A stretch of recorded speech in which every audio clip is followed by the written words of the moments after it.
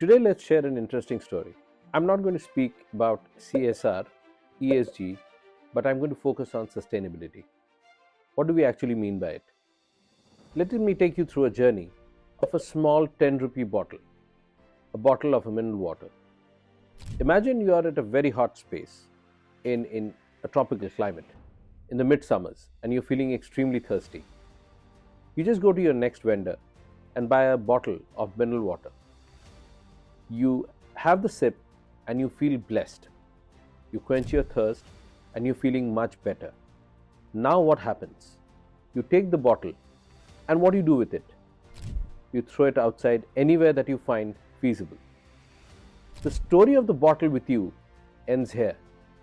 But does it really? The journey of the bottle begins from right here. Now imagine you throw it outside any segregated waste area. It rains at some point of time and it drains. If you are in Delhi, the bottle ultimately lands up through any channel into Yamuna. Let's see the journey how it happens. It crosses Agra and reaches Prayagraj. Then it starts its journey with Ganga through Bihar, through West Bengal, and finally lands up at the Bay of Bengal in the Gangasagar. Imagine how much distance it must have traveled. 2,300 plus kilometers it traveled in order to land up in the ocean. Do you have a wild idea about how much time it's going to take to even get recycled, if at all it gets? Which it doesn't, and I'll explain to you later. It takes 400 years to break down and becomes microplastics. This then spreads into soil, water, and ultimately enters the food chain through seafood, vegetables, and a lot of other mechanics. And it lands up in your own crave. Imagine the tea bag in the hot water that you sip. Millions of microplastics are released and particles enter your body. And these are hidden in everyday food and drinks. Microplastics are everywhere around you. Even unborn children are exposed. But it all started with the 2 minutes of your decision-making time, when you decided not to throw the bottle in the right place, but you threw it in a very unsolicited space without segregating that waste. And it is going to take centuries of damage and centuries to come and become microplastics. And then it will enter into your value chain.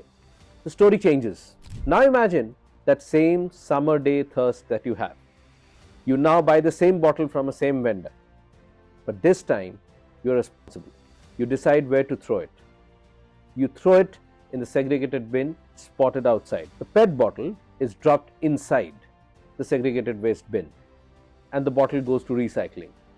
The PET is separated, other plastics are sorted, turned into new products, bottles, packaging, useful items, small decisions, but it leads to a much bigger impact. Now let's take the example of Delhi.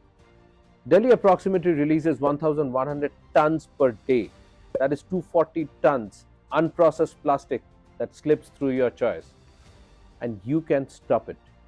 One bill, one bottle, one thing at a time.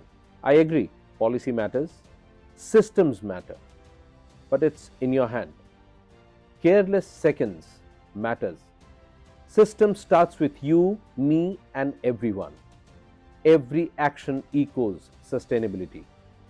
You choose whether you throw the bottle in the drain or in the bin, lands up in the ocean or recycling. Those 2 minutes or a few seconds of your decision of convenience decides to change the entire story. That's where sustainability comes into effect. Thank you for watching and keep watching for the next interesting story.